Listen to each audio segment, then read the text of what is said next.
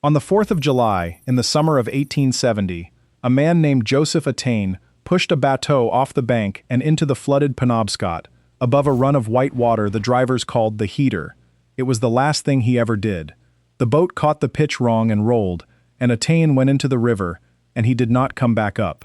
The stone over his grave would say that he lived 40 years and 7 months, and that he had been born on Christmas Day. He was a governor of the Penobscot Nation. He had guided the writer Henry David Thoreau through these same north woods years before. And on the water he was one of the finest rivermen in the state of Maine. That same season, more than 100,000 logs came down this stretch of river to the sawmills below. The company that owned them counted every single one. It never kept account of the men the river took. That is the story I want to tell you. The cutting of the trees is the part most people picture when they imagine old-time logging. This is the part they do not picture. Moving the timber down a river in flood was harder than cutting it, and far more likely to kill you, and almost nobody remembers how it was done. The man who ran that drive was named John Ross, and in the Maine woods they called him the King of the River. Ross has been described as the most famous river driver who ever lived, and he was on the bank the day Joseph Attain drowned. He saw the whole of it. When the crew turned on the young bowman who had frozen at the wrong second and could not swing the boat, Ross told them the man had only done what he was ordered to do, and he let it end there. Ross buried a great many men across his years on the water. He kept driving logs anyway, because that was the work, and the work did not stop for the dead. Here is what that work actually was. Every winter, crews went up into the North Maine woods and cut the pine and the spruce by hand, with axes and long two-man saws, in the snow. They hauled the logs by ox and horse sled to the frozen banks of the West Branch and stacked them there in great decks on the ice. And into the end of every single log they hammered an iron stamp, a private mark cut into the wood, the way a rancher brands a steer. 100 miles downstream, that mark was the only thing that told one company's timber from another's. Then the crews came out of the woods, and everyone waited for spring. The scale of that winter work is hard to picture now. A single logging operation could put dozens of men into one camp for an entire season, cutting from before dawn until dark, and there were hundreds of camps scattered through the north woods above the river in a good year. The logs were hauled to the ice on sleds pulled by oxen and horses, over roads the crews iced on purpose, pouring water to build a hard, slick surface that let one team drag a load of timber that would have been impossible on bare ground. And the marks mattered more than almost anything else. Thousands of separate log marks were registered along the Penobscot, each one a small combination of axe cuts belonging to a single owner, hammered into both ends of the log so it could still be read after 100 miles of grinding downstream. A log without a readable mark was a log nobody could claim. The entire business of floating that many logs down a shared river, owned by dozens of different companies all mixed together in one flood, ran on nothing more than those little hatchet marks in the wood. When the ice let go and the river came up hard on the snowmelt, they rolled the whole winter's cut off the banks and into the flood, and they followed it down. That was the drive. Floating a forest down a wild river on the spring freshet, through water violent enough to break a boat into kindling, all the way to the great booms above Old Town, where the logs were sorted by their marks and rafted to the mills. A single winter's cut could run to more than 100,000 logs, and every one of them had to be walked, pried, floated, and fought down the river by men standing on the logs themselves. The river did not make it easy. The west branch of the Penobscot falls out of the high country in a long staircase of pitches and falls, and the drivers knew every one of them by name, the way you know the bad corners on a road you have driven your whole life. Ripogenus, Sowadnahunk, Grand Pitch, the Heater. At each one the current went from fast to violent, and a calm run of floating logs turned into a grinding, climbing wall of timber. Most of the men who worked that water could not swim a single stroke. It did not much matter whether they could. A man who went into the Penobscot in flood, in a soaked wool coat and boots weighted with iron, was not usually coming back out to try again. It is worth stopping on Joseph Attain for a moment, because his life tells you what kind of men these were. The Penobscot people had run this river for a very long time before the lumber companies ever existed, and their skill in a boat was recognized by everyone who saw it.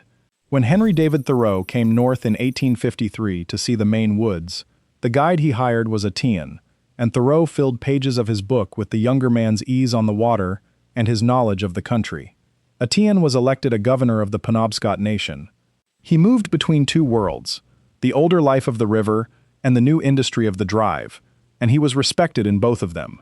And he still spent his springs standing in a bateau in white water for wages, because that was the work he was the best in the state at doing.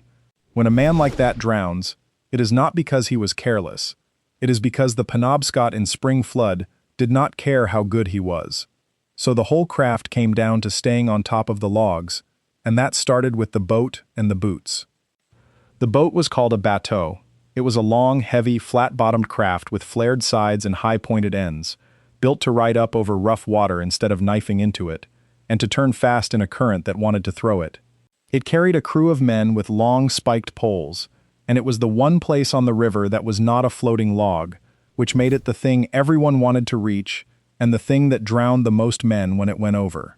The best boatmen on the whole Penobscot were Penobscot Indians out of Old Town, and their reputation was so specific and so trusted that when John Ross took his famous drive down to the Connecticut River in 1876, he brought 18 Indians from Old Town along just to handle the bateau through the bad water. One of the great ones was a man the rivermen called Big Sabat, whose name was Sabatis Mitchell.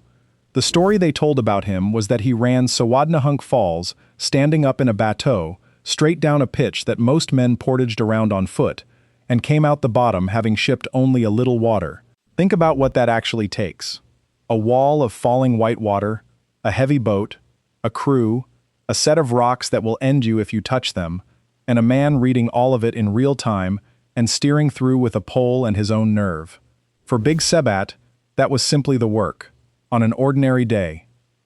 If you appreciate the depth of these American industrial heritage stories and want to support more of them, join at the Boss tier for early access and members-only polls, or Final Boss for member shoutouts and members-only videos. Link below. John Ross took that same reputation and staked everything on it in 1876, in what became the most famous single drive of his life, and it did not even happen on the Penobscot. A company had a fortune in logs stranded on the headwaters of the Connecticut River, hundreds of miles to the southwest, and no local crew could get them out. They sent for Ross. He came down out of Maine with a crew of Bangor men and 18 Penobscot boatmen from Old Town, and he took on 20 million feet of timber that had to travel 320 miles down the Connecticut River to reach the mills at Hartford. The men left Bangor in the middle of April. Gamblers in Hartford were offering 5-to-1 odds that the drive would fail, that the Maine men could not do on a strange river what no crew there had ever managed. Ross drove those logs the entire length of the Connecticut, through low water that had to be raised with stored floods and blasted open with powder, and the first of them reached the Hartford booms around the 1st of September. He won the wager, and he won it on the skill of Maine rivermen working a river not one of them had ever seen before. That was the reputation the Bangor Tigers carried, and it was earned exactly this way, one impossible drive at a time. On the logs themselves, a man needed to be able to stand, and the river was doing everything it could to prevent that. The answer was on his feet. River drivers wore caulked boots, spiked boots, and one pair could carry as many as 63 iron spikes driven through the soles, some of them a 1/4 inch long and some closer to 3/4 of an inch. Those spikes bit into wet bark and let a man run across floating, rolling, half-submerged logs the way you or I would cross a room. When you see an old photograph of a driver balanced on a single log in the middle of a rapid, apparently defying good sense, you are really looking at those boots doing their job. And in his hands he carried one of two tools, and the more important of the two was invented right there in Maine. In 1858, a Maine blacksmith named Joseph Peavy built a better tool for rolling logs. He took a stout wooden handle, fixed a sharp spike in the end, and hung a hinged iron arm with a hook on the side of it. The hook grabbed the log, the spike gave leverage, and suddenly one man could roll and turn a piece of timber that 3 men could barely budge before. It was called the Peavy, after him, and it is still called the Peavy today, and it is still made and sold and used. The other tool was the pike pole, a long shaft with a spike and a hook on the end, for reaching out and pulling or shoving a log in the water without going in after it. A peavy and a pike pole and a pair of spiked boots. That was the entire toolkit for moving a winter's worth of timber down a mountain river, and it had almost nothing in it that Julius Caesar would not have recognized.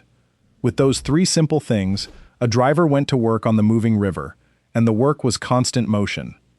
The front crew rowed the main body of the drive downstream, running out onto the logs to break up small snarls before they could grow, leaping from log to keep the whole mass moving together and centered in the current. A good driver could cross a river on floating logs without wetting a foot, stepping from one to the next as they rolled, reading in a fraction of a second which log would hold his weight and which would turn under him. When the timber bunched at a narrow place, he waded straight in with his peavey and pried the logs apart one at a time before the bunch could set and lock into a jam.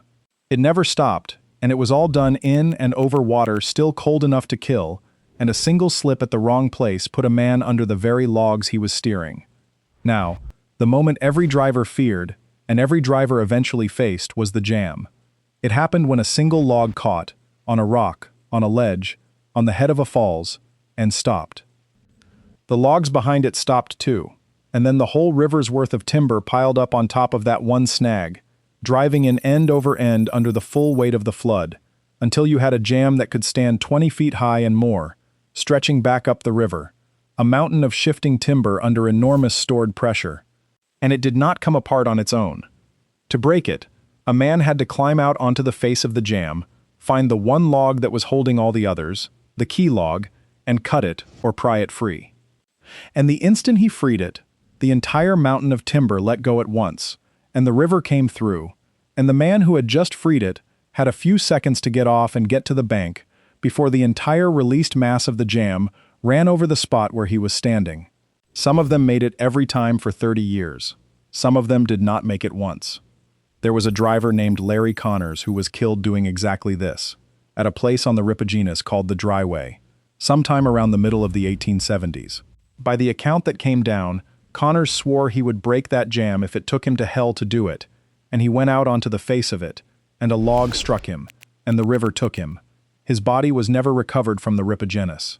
Years later, two men out bear hunting in the spring found a human skull wedged in the rocks at the Big Eddy, 3 miles downstream, with a front tooth missing. That was how the men who had known Larry Connors got him back. A skull, 3 miles down, with a missing tooth, found by accident by hunters. There was no other record of where he went. Larry Connors was one man on one river, and the same kind of death was happening at every bad pitch on every drive, year after year. On the Namacanta, a driver trying to set a charge of dynamite to loosen a 20-foot jam was crushed when the key log shifted under him before he could get clear. At a place called Stair Falls, a driver named Tommy Knowles went over a drop of 10 to 15 feet on a raft that swamped under him, and the men on the bank watched him spin in the whirlpool below, going under and coming back up, for a full 5 minutes, before the current finally threw him to the shore, barely alive. Knowles got a name and a story only because the river happened to give him back. The dams were their own kind of danger, and their own kind of genius. Because the West Branch did not always carry enough water to float the logs over the shallow stretches, the companies built dams up in the headwaters, at Chesuncook and elsewhere, to store the spring water and then let it out in a controlled flood when the drive needed it. Each dam had a gate, a sluice, and the logs were run through the open sluice in a roaring chute of released water. It was efficient, and it was clever, and it was lethal. A man could be swept into an open sluice gate and shot through it like a log himself. At a roll dam at Seaboomuk Falls, one account tells of 4 men going into the water together in the churn below the gate. 2 of them came out alive. The record does not give the names of the other 2. It simply notes that they went in, and that 2 came out. Everything the drive needed to keep going, the food, the blankets, the tools, the cook, traveled with it in a floating outfit the rivermen called the wangan. It followed the crew down the river, and it was the closest thing to home that a man had for the 2 or 3 months the drive lasted. The days were 14 hours long, in and out of water that had been snow a week earlier. The men slept in wet wool blankets on the ground and ate what the cook could put together on an open fire on a riverbank, and then they got up in the dark and did it again. Even the cook was not safe. On one drive, a cook named Joe Parrish drowned when his canoe capsized on the way back from placing a supply order, and he was recorded as the only death on that particular drive that season, which tells you something about what a normal season was expected to cost. If you're new here and enjoying this kind of historical depth, subscribe so you don't miss the next video. We publish new videos every week. For all of that, the pay was the best in the North Woods, and the men knew it. Around the turn of the century, an ordinary lumberman might make somewhere between $17 and $30 a month, depending on his skill.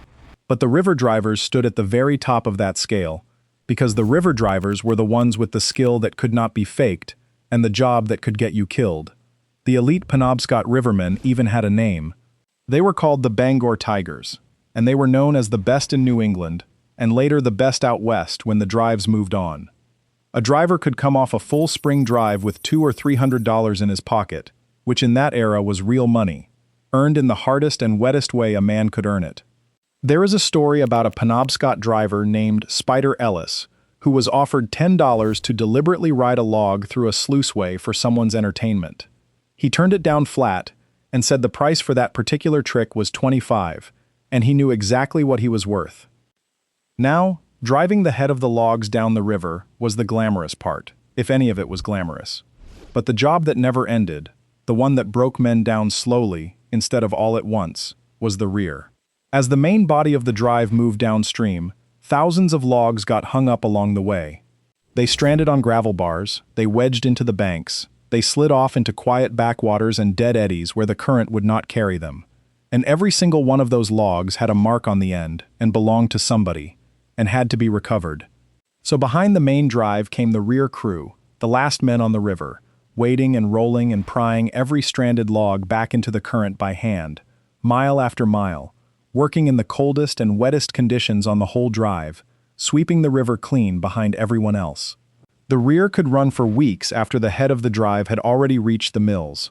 On the west branch, a drive that started at ice out in April could still have men working the rear well into the summer. Joseph Atene drowned in the first week of July, which tells you the drive he died on had already been running for more than 2 months. The men on the rear had a name for what they did. They called it sacking the river, going back over every mile the drive had already run, and digging out the logs the flood had left behind, off the gravel bars, out of the alders, up from the bottoms of dead pools where they had waterlogged, and started to sink. It was cold and endless and unglamorous, and it was essential, because a log left behind was money left behind, and the company had already paid to cut it. By the time the rear crew reached the booms, they had often been on the river, wet through, for the better part of 3 months. They were the last men off the water every year the drive ran. And where was all of it going? It was going to the booms. Above Old Town, the Penobscot Company had strung the river with a system of floating log booms, chains of connected timbers that reached out across the water and caught the entire flood of logs coming down. The sorting works there stretched for something like 10 miles. And here every one of those logs was pulled in, read by the private mark stamped into its end the winter before, separated out by owner, and rafted together to be floated down to the right mill. The way the boom actually caught and held that flood was an enormous piece of engineering in its own right, built entirely of wood and iron and moving water. Long strings of squared timbers were chained end to end and anchored out into the river on piers, forming floating fences the men called sheer booms, angled to steer the running logs where the company wanted them, into holding grounds, and then into narrow sorting gaps. At the gap, boom men stood out on the floating logs and read the mark on each one as it came through, shunting it toward its owner's pocket, log after log, 10 and 12 hours a day, through the entire run of the drive. A man called a scaler measured the timber and tallied the board feet, because every stick of it was bought and sold by the board foot. The sorted logs were chained into rafts and floated down to whichever mill had bought them. 10 miles of river worked like a machine with no engine anywhere in it, run on current, chain, and the eyes of men who could read a hatchet mark at a glance. At the peak, there were something like 300 sawmills in the towns around Bangor, and they turned the river's timber into boards and shipped it out of Bangor to the world. In a single peak year, more than 250 million board feet of lumber went out of that one river system. The peak of the whole thing came in the year 1872. Bangor, on the strength of this, called itself the lumber capital of the world, and for a while the claim was simply true. And the scale did not fall off a cliff when the peak passed. As late as 1902, 30 years after the best year, a single downriver boom at Argyle rafted 142 million board feet of logs in one season. Numbers like that are almost impossible to feel now. But every board foot in them had once been a standing log, and every log had been cut, marked, and driven down the river by hand. There was a reason one company came to run all of this.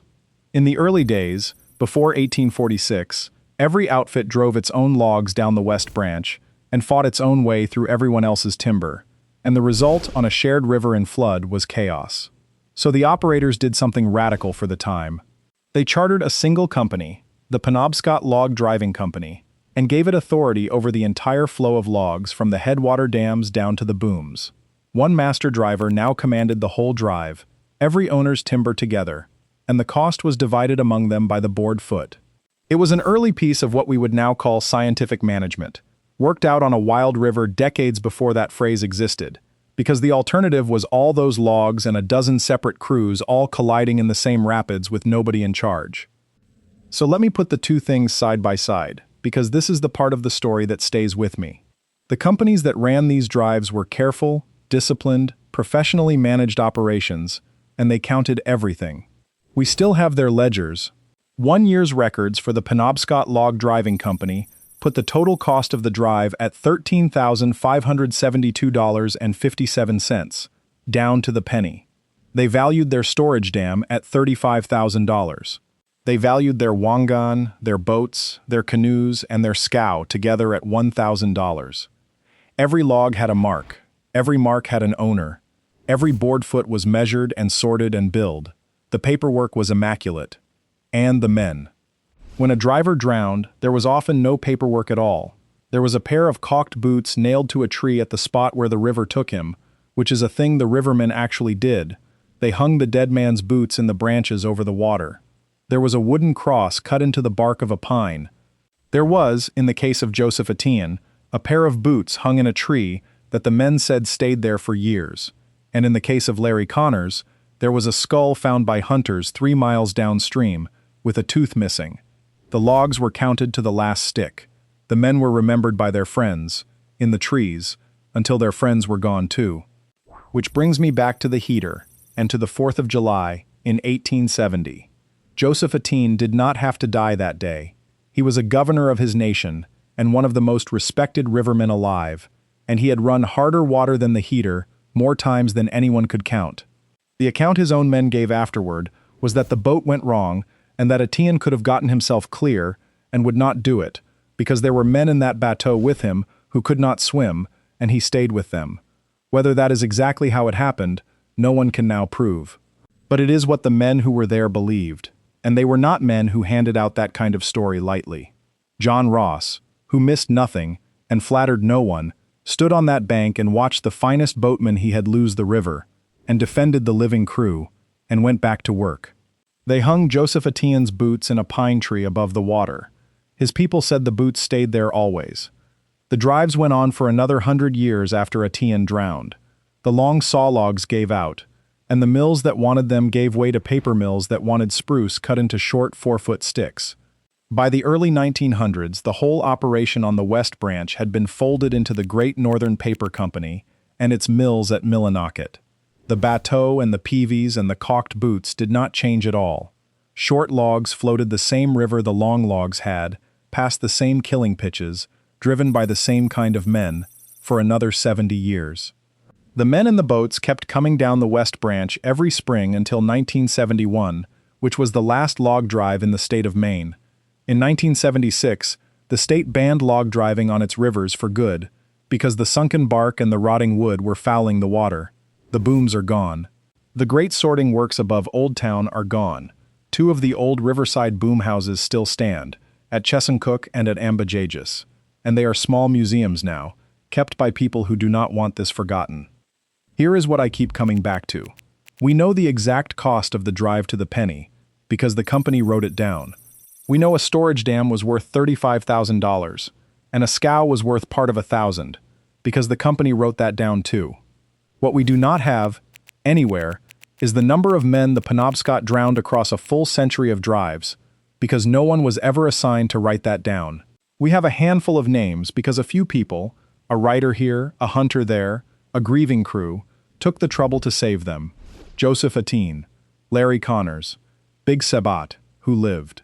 For every one of those, the ledger of the river gives no name, only a number, and often not even that. So I will leave you with a claim you can argue with in the comments. I think the American log drive was the most dangerous ordinary job this country ever produced. More dangerous, day in and day out, than the mines or the rails. And I think the men who did it were the most skilled watermen the continent has ever seen. And I think we know that at all, only because a very few of their names slipped through before the record closed. The least we can do, 150 years on, is say the ones we have out loud. Before we close, if this kind of pre-modern engineering story is what you came for, the final boss tier at $9.99 gets you members-only videos, plus your name, in upcoming uploads. Boss tier at $4.99 for early access. Link in the description.